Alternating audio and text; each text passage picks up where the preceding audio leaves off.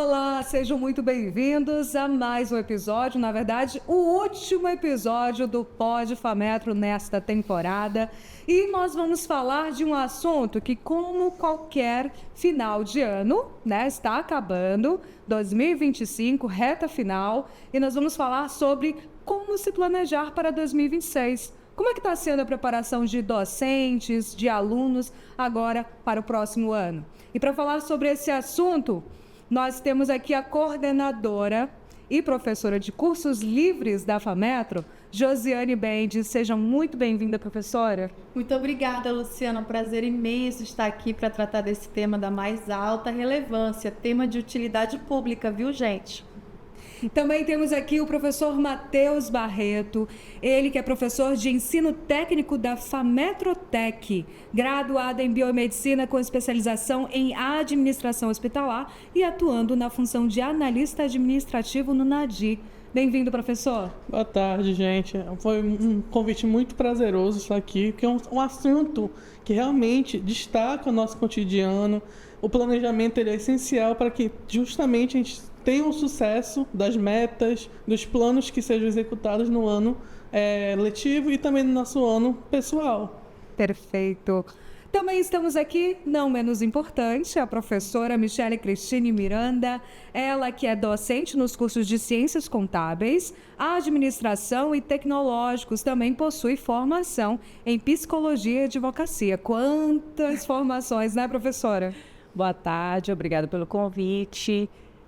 Embora eu seja advogada e psicóloga, quando me perguntam, sou professora, sempre. É meu carro-chefe hoje.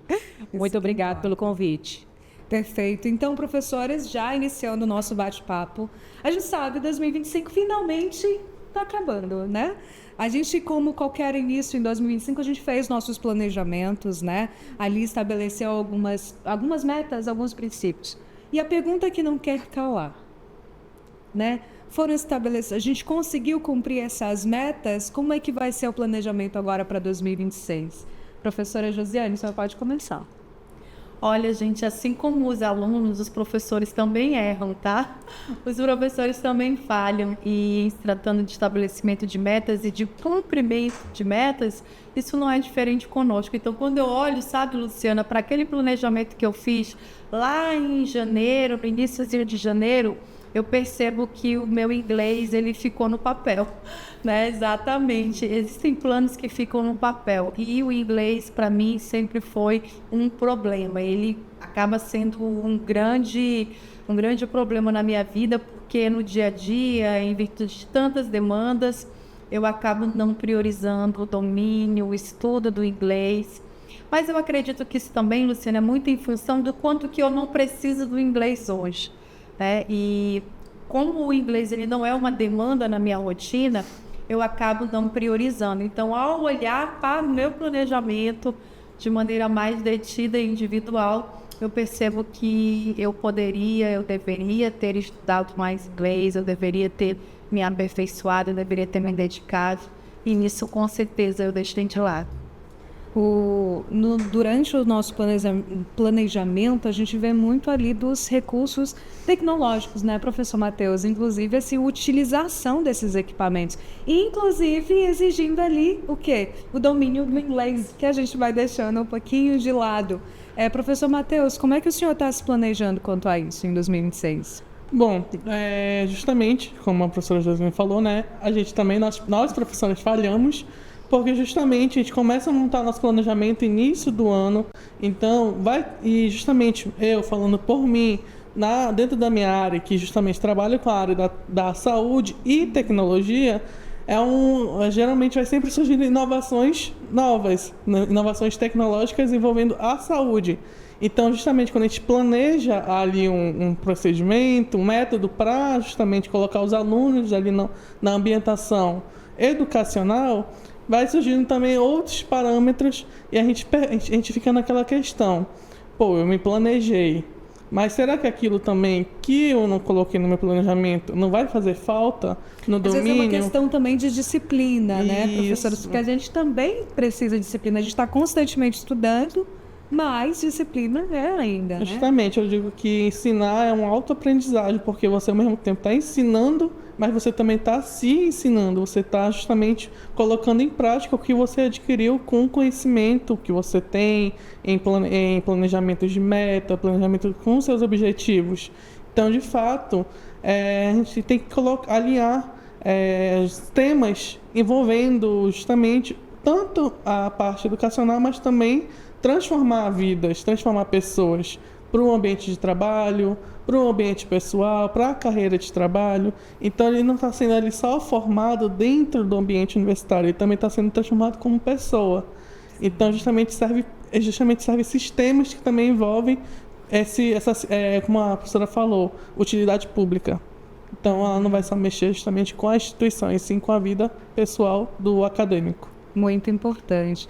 Professora Michele, o que a senhora faria de diferente em 2026 nesse âmbito desse planejamento? Olha, considerando que os meus colegas acabaram de falar, que eu assino embaixo e tudo, assim, ao longo da vida, hoje já estou ali diria que mais da metade da minha existência já foi, né? Então, assim, eu considero que hoje nós temos que ter uma visão mais essencialista. Passamos pela maximalista, minimalista e agora estamos na essencialista. Claro que a gente se programa, faz ali toda uma estratégia, mas nem sempre é possível. E se cobrar demais também seria um problema, né? Então a gente tem que ter esse equilíbrio também, e isso a maturidade traz para a gente, né? E a gente vai selecionando aquilo que é essencial, aquilo que é importante, não é? E aquilo que ficou um pouquinho para trás, a gente se programa melhor, faz, não tem problema nenhum. O que a gente não pode é colocar mais peso em cima para se cobrar demais e acaba ficando ali muitas vezes estagnada, né? Mas o que você perguntou, o que eu faria diferente?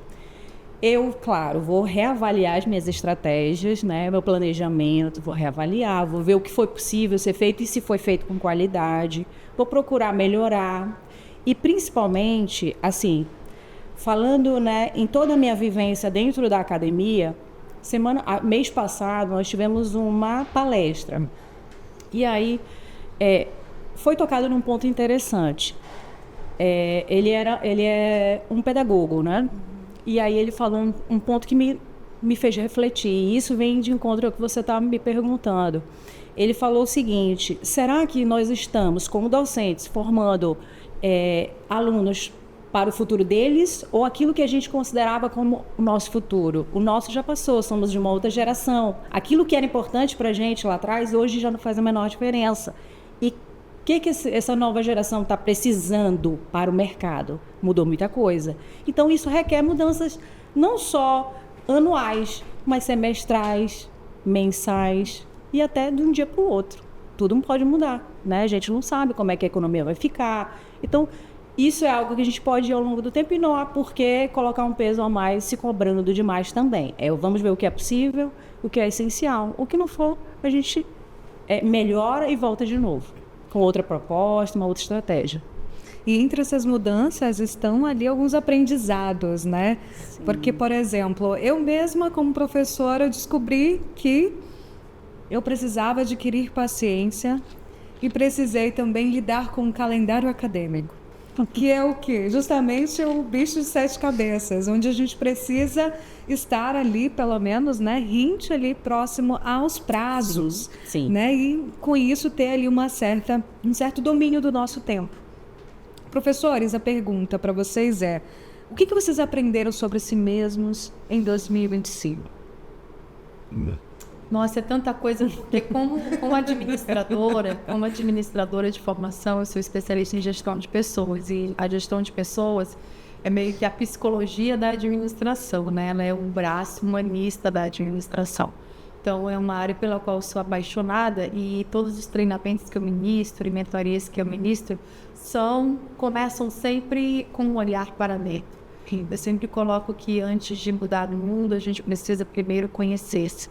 Então, este é um esforço no qual eu estou imersa constantemente. Se eu pudesse apontar aqui uma questão para que a gente pudesse refletir sobre o que eu aprendi sobre mim, que o primeiro lugar para a gente ter paciência e comunicação assertiva é dentro de casa. é dentro de casa. E dentro da minha casa eu tenho 2 pessoas que me desafiam a isso constantemente. Eu tenho 2 crianças, Levi, de 12 anos, e Yasmin, que são muito sapecas e danados e rebeldes em alguma medida, né? Então, eles todos os dias me desafiam dentro daquilo que eu defendo, que é a comunicação assertiva, que é a comunicação agregadora, que é a comunicação harmônica. E muitas vezes eu me percebo impaciente, quase que surtando ali, dando uns gritos, né? Fazendo mais ameaças a eles, para que eles possam me ouvir e me obedecer. E sempre que isso acontece, eu percebo que, na verdade, eles são para mim uma escola do tema que eu ministro para a sociedade. Então, eles são meus professores diários e eles costumeiramente me fazem perceber que ensinar é fácil. Viver é que é difícil, né? Viver aquilo que a gente defende é que é a parte mais difícil.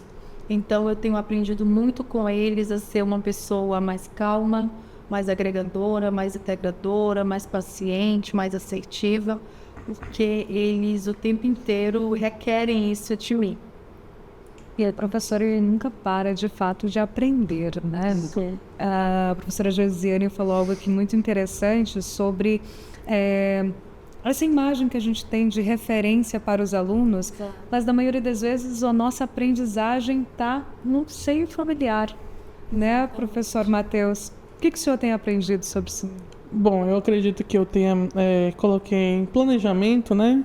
Justamente ser uma pessoa mais empática, porque justamente o que a gente trabalha com pessoas, com alunos, né? Tanto na parte da docência. Eu também falo por mim mesmo, que eu trabalho na área de como analista administrativo no setor NAD. É um setor justamente que é um núcleo de apoio ao discente. Então, justamente eu tenho que saber que ali vai ter alunos com problemas, tanto pessoais como de trabalho, tanto mesmo problemas acadêmicos em si. Então, tem que também ser empático, tem que saber ouvir, eu tenho que saber, de fato, aconselhar aquele aluno para que ele não desista do seu sonho, que a gente sabe que ele está trilhando ali uma carreira justamente porque ele tem um sonho, ele tem um plano de seguir uma carreira no que ele está sendo estudado na formação dele. E eu posso até parar para pensar que justamente isso é uma coisa boa, porque como a gente trabalha com pessoas, trabalha com alunos dentro da sala de aula, eu tenho que saber que naquele dia tem alunos que não vão estar se sentindo bem, tem alunos que vão estar de fato pensando em problemas, então não vai estar se concentrando dentro da sala de aula.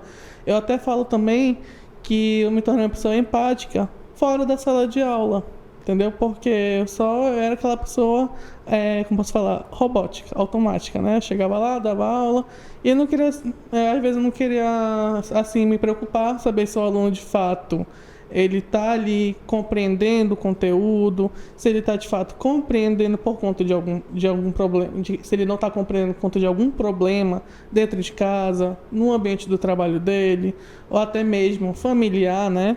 Então, de fato, a empatia ela entra muito dentro da sala de aula, né? Porque a gente tem que ser empático com os alunos.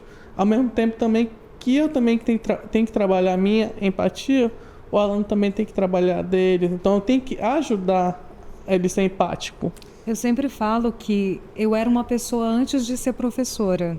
Depois que eu virei professora, eu descobri assim tantas coisas que eu comecei a enxergar mesmo as pessoas de uma outra forma, né? Quando nós não somos professores, assim, não conhecemos algumas realidades de alguns alunos, a gente meio que, né, simplifica muito as coisas. E eu lembro que a partir do momento que eu me tornei professora, que eu comecei a descobrir algumas realidades, eu falo de perto de alguns alunos que enfrentavam dificuldades para pagar a universidade, que estavam muito cansados ali, às vezes passaram um dia inteiro trabalhando, mas estavam ali dentro de sala de aula. A gente tem alguns probleminhas, né, de alguns alunos que não são interessados, mas também tem muitos alunos que estão ali por tanto esforço. E que nessas horas a empatia realmente deve falar mais alto. Exato. Sim. E eu sempre falo assim, gente, eu aprendi a olhar de fato algumas pessoas com outros olhos. Professora Michele, e a senhora? Eu concordo com o professor Matheus. E claro, com a professora também. Mas assim, a empatia, eu acho que foi a palavra de ordem. Desde que eu entrei na docência, né? Porque eu não tenho tanto tempo assim, né? Eu sempre fui empresária, enfim, tinha minhas outras atividades, né? Atendia na clínica e tudo mais, né? Acostumada a trabalhar com um indivíduo apenas, no máximo a família. Sim. Né? No máximo. E hoje a gente tem famílias pequenas e tal.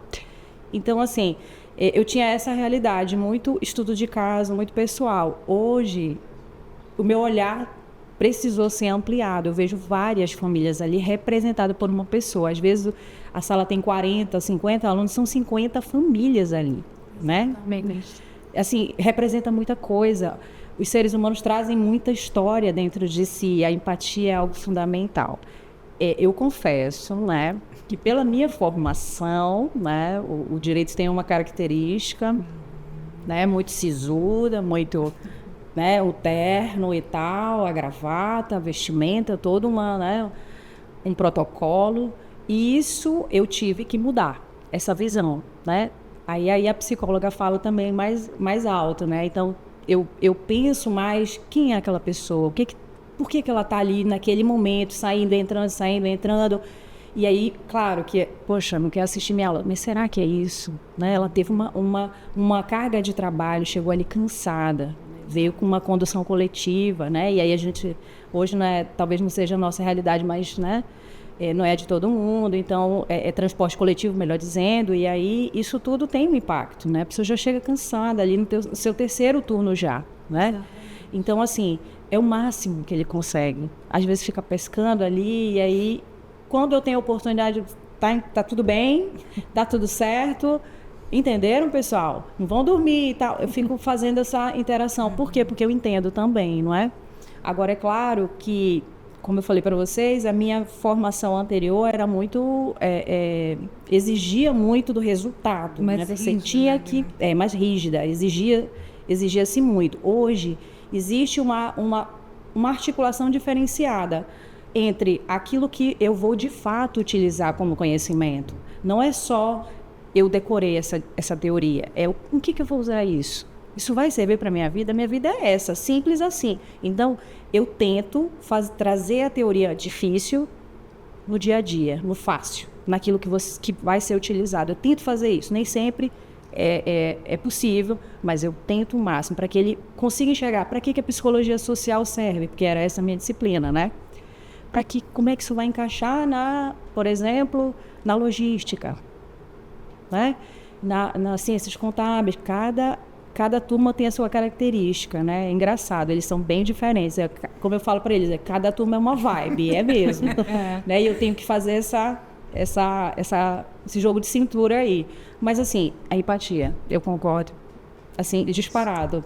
Eu precisei realmente, assim, enfim, né? Hoje eu tenho uma outra visão mesmo sobre a realidade. Né? Os grandes atributos. Professores, a gente sabe, né? A gente estava falando justamente da realidade de alguns alunos e justamente por se tratar de alguns alunos que a gente adquire ali um pouquinho da empatia, né?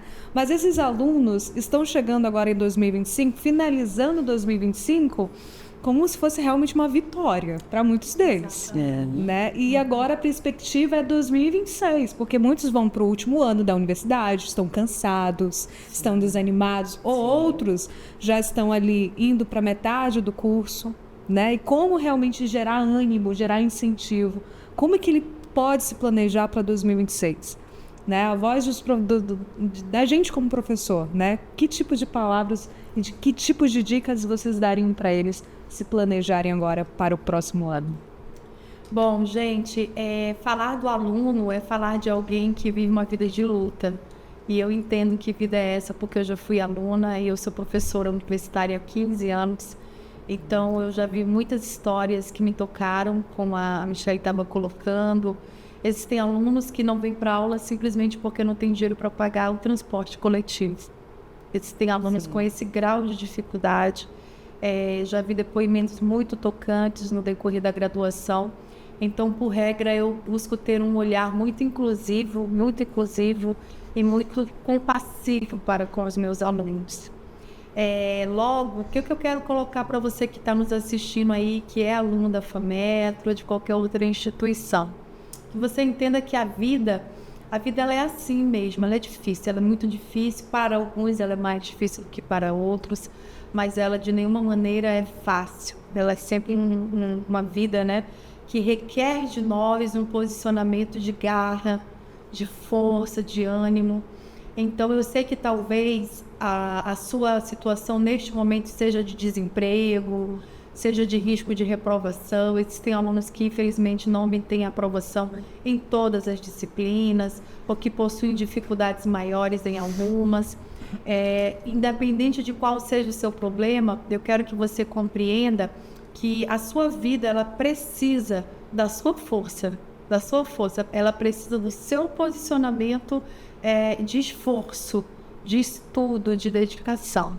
Então, comece a pensar na sua vida com uma vida complexa, no sentido de que ela não pode ser só trabalho, né, ou só família. Então, é importante que, quando a gente pensa em planejamento, que a gente pense a nossa vida como uma vida mais complexa, composta de várias áreas. Nós temos várias áreas que compõem a nossa vida.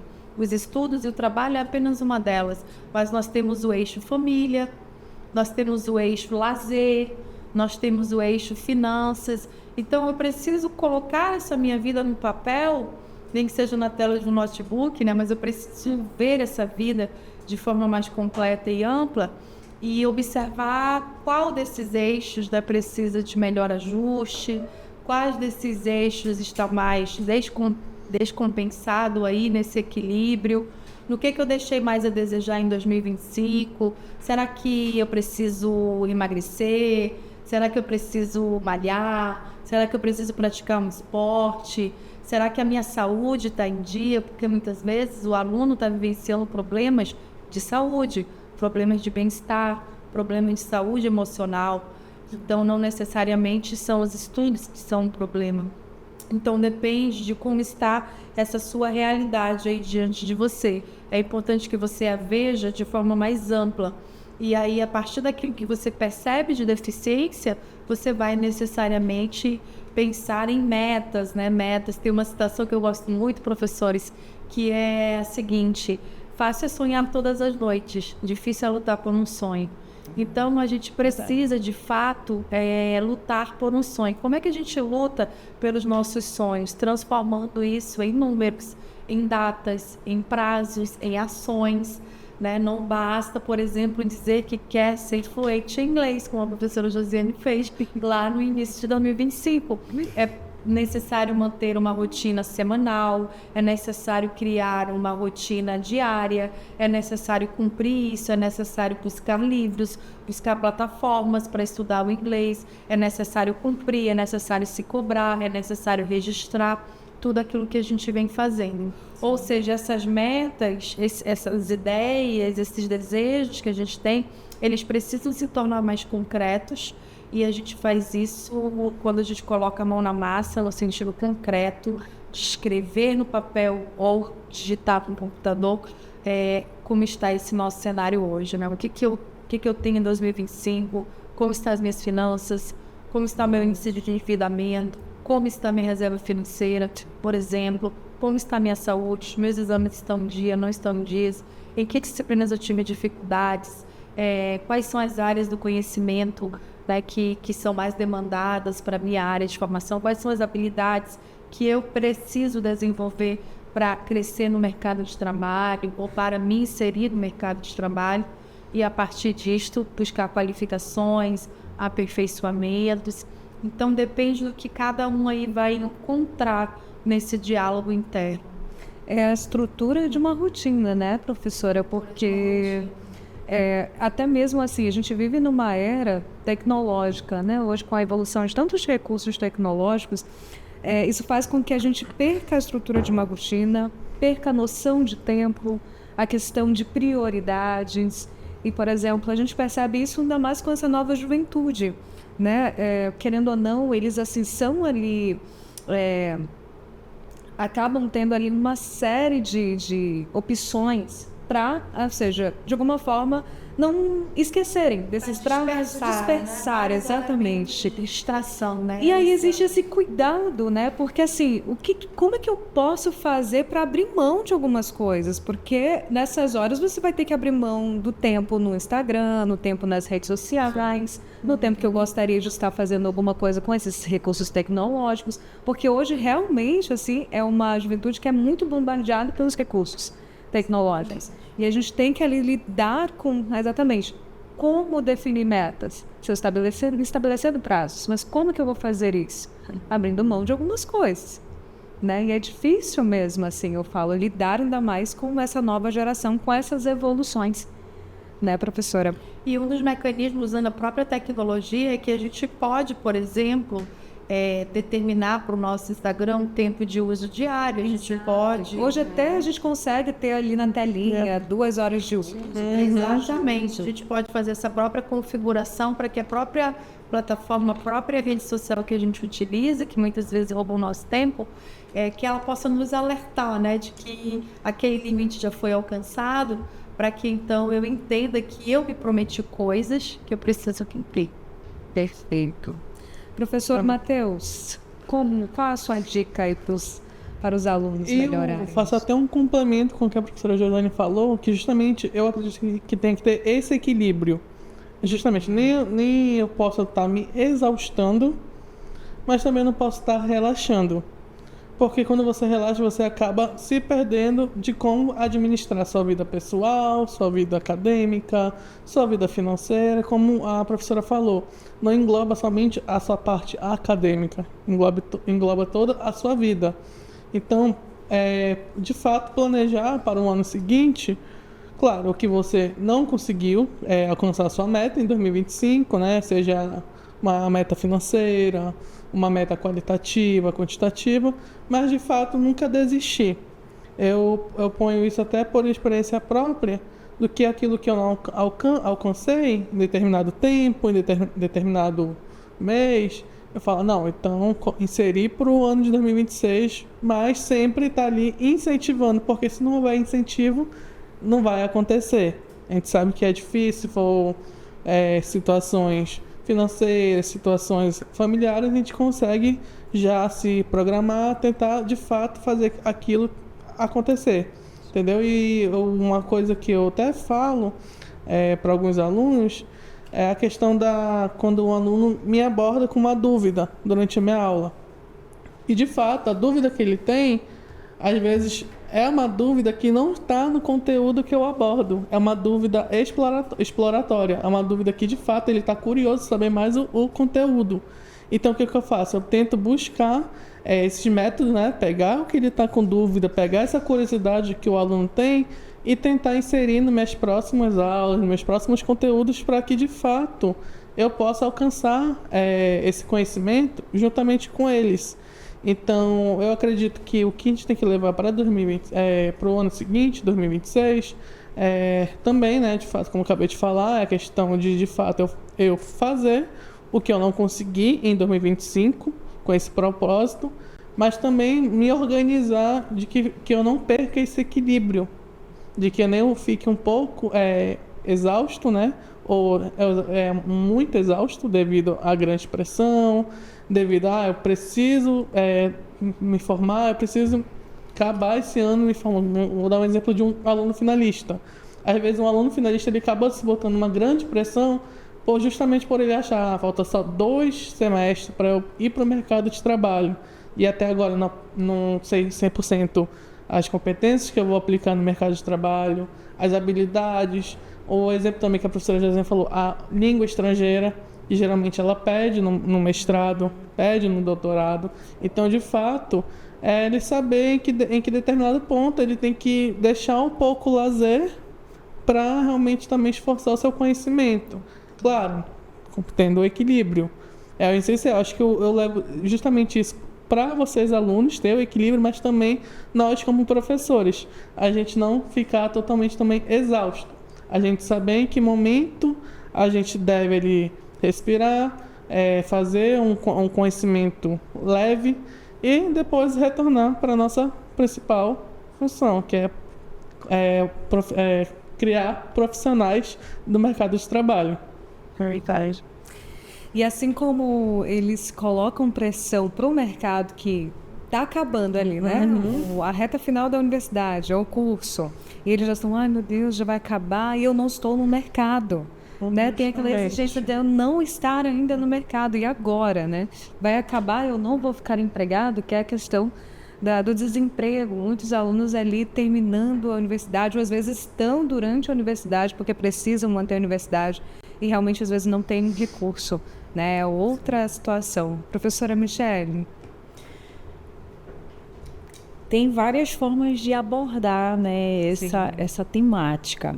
Mas, assim, como eu lido muito com os alunos de gestão, então eu penso nesse planejamento estratégico para o ano de 2026, mas nós, professores, né, nós docentes, não podemos perder de vista também que é um novo mercado, é um novo contexto.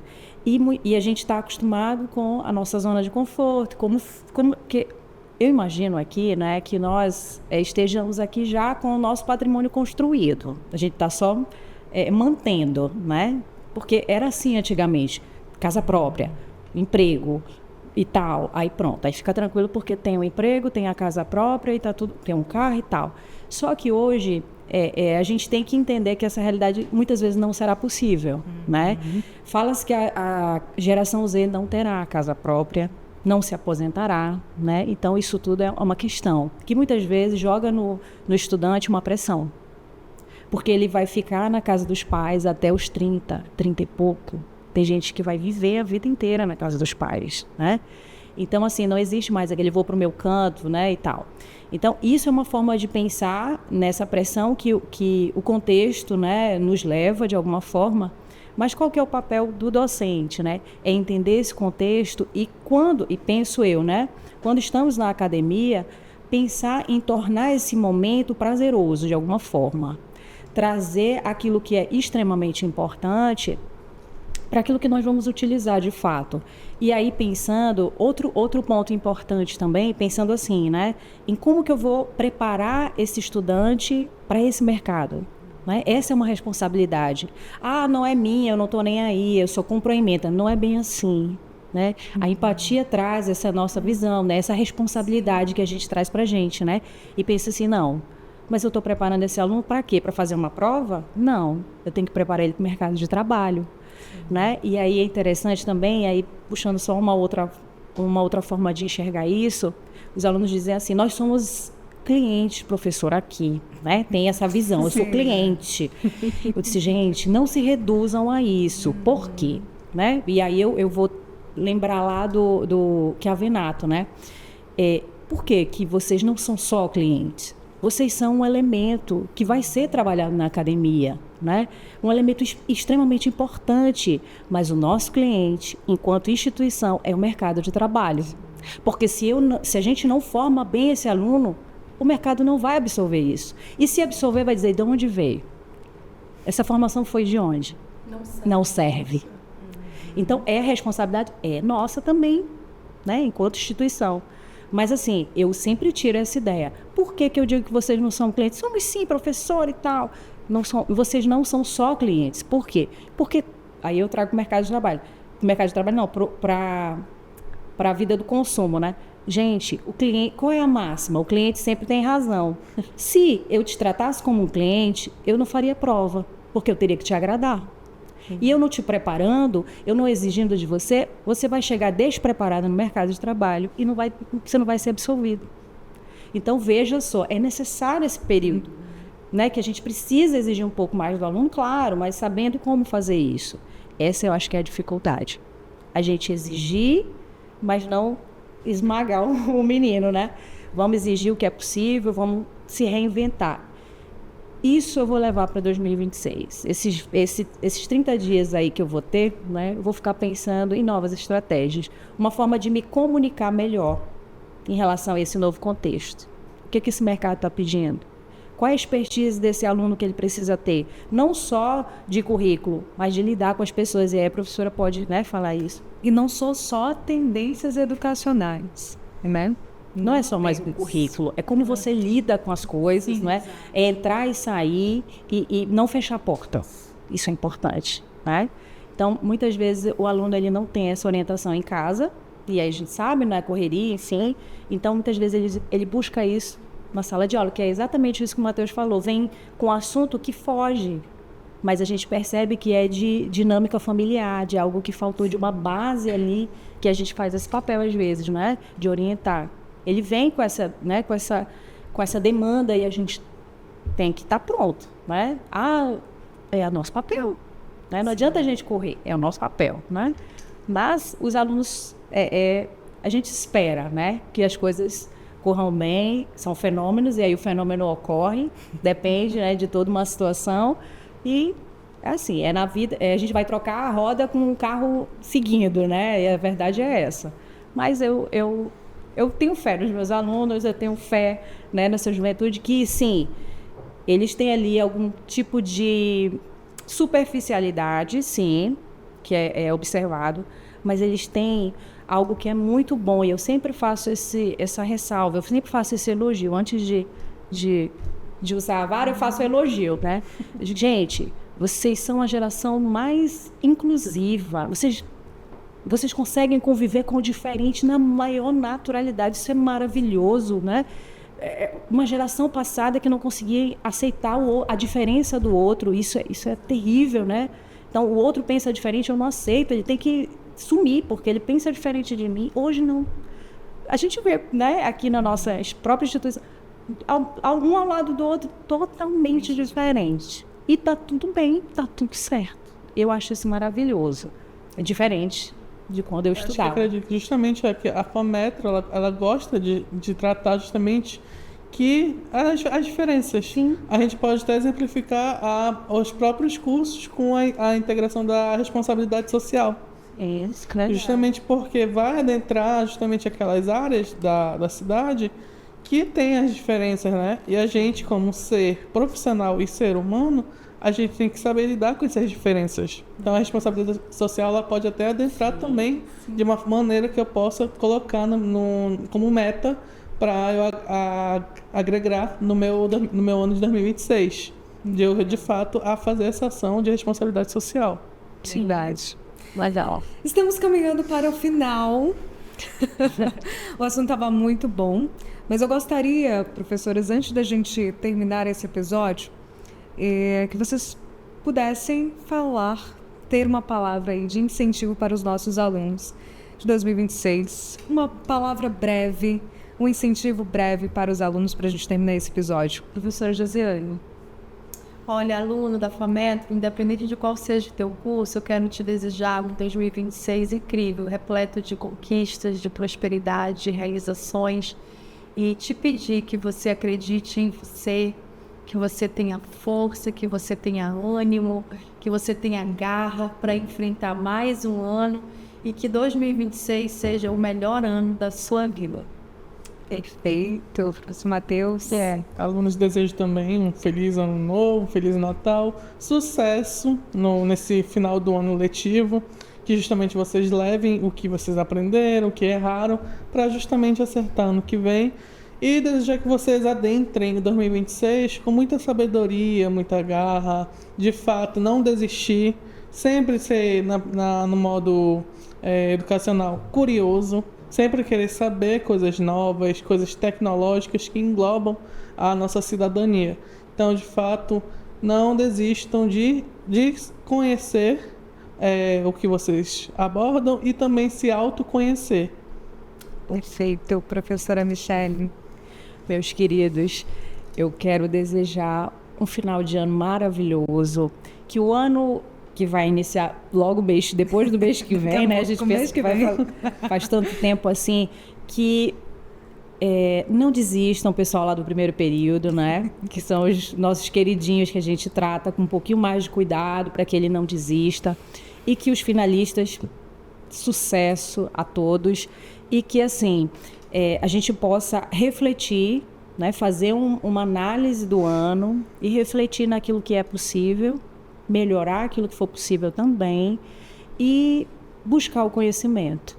né? Buscar também entender as diferenças, gerir os conflitos, porque hoje, né, qualquer coisa vira um conflito.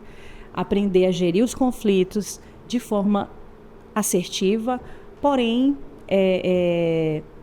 não deixando de ser feliz. Eu acho que é importante ser feliz, né? É importante fazer o que gosta, é importante transformar o que faz em algo que seja prazeroso. Isso também é importante. E é isso. Obrigada. Professores, muito obrigada pela presença. Mais uma vez, obrigada pela disponibilidade de vocês. Queridos, esse foi o último episódio do Pod Fametro dessa temporada. Quero agradecer também toda a equipe da produção.